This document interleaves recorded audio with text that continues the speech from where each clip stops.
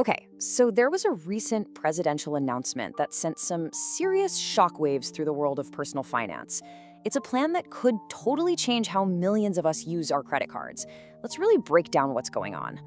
And it all kicked off with this really fiery social media post from President Trump. He basically declared a new war on high interest rates, saying they'd, quote, festered unimpeded, and he promised to put a stop to what he called a ripoff. So what's the big idea? A one-year 10% cap on all credit card interest rates? But wow, this single proposal has lit a huge fire, right? It paints two completely different pictures of what could happen next. Let's dig into both sides of the argument. First up, what's the problem this whole thing is trying to solve? You know, why this huge push to bring down credit card rates right now? Well, look at this number, $1.17 trillion. That's not just some random figure. It's the record-breaking mountain of credit card debt Americans were holding in late 2024.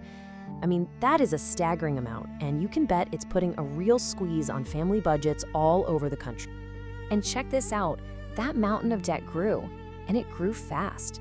This timeline shows it jumped from $770 billion in early 2021 all the way up to that record $1.17 trillion. That incredibly quick rise is a huge part of why those high interest rates are fueling calls for some really dramatic action. And those calls, they're coming from some pretty surprising places. Supporters of a rate cap, like the bipartisan team-up of Senators Bernie Sanders and Josh Hawley, they argue these high rates aren't just unfair, they're predatory.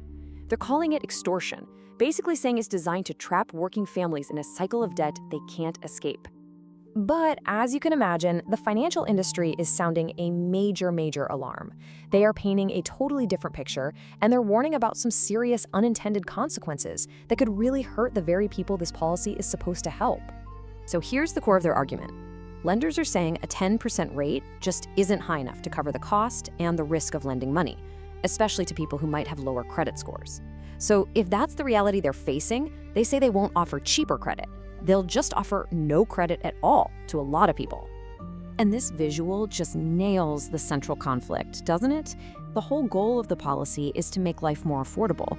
But what lenders are predicting is the exact opposite, that millions of Americans could actually lose access to a financial tool they really depend on. Yeah, industry groups are predicting this whole domino effect of bad outcomes. They think 2/3 of people who carry a balance could see their credit lines slashed. Almost 50 million Americans with subprime scores, people seen as higher risk, could lose their cards completely. Then lenders might tack on new annual fees to make up the difference. And if people can't spend, well, Main Street businesses and the whole economy could take a hit. So all of this builds into a really complicated political fight. The battle lines on this issue are, well, they are not drawn where you'd think they'd be. I mean, this is definitely not a simple party line thing. You've got President Trump and Republican Senator Josh Hawley on the same side as independent Senator Bernie Sanders. And at the same time, prominent Democrat Elizabeth Warren is skeptical, and billionaire Trump supporter Bill Ackman is actively warning against it. Talk about some unusual political bedfellows, right? And key critics, like Senator Warren, they're not just questioning the policy's effects, they're questioning if it's even a real thing. She's arguing that without an actual law passed by Congress, a presidential announcement like this doesn't have any teeth. It's just, in her words, begging credit card companies to play nice. So, that's the big question, right? Where does this all go from here? We've got this bold proclamation, but what's the actual next step to make it happen? And here's the thing. As of right now, this plan is still just that, a plan announced on social media. No formal orders have been signed, there's no official way to enforce a 10% cap.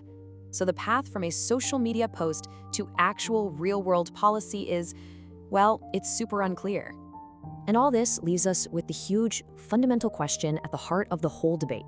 Is capping credit card rates a necessary step to protect consumers from predatory lending, or is it a really risky move that could spark economic trouble and cut off credit for the very people who need it most?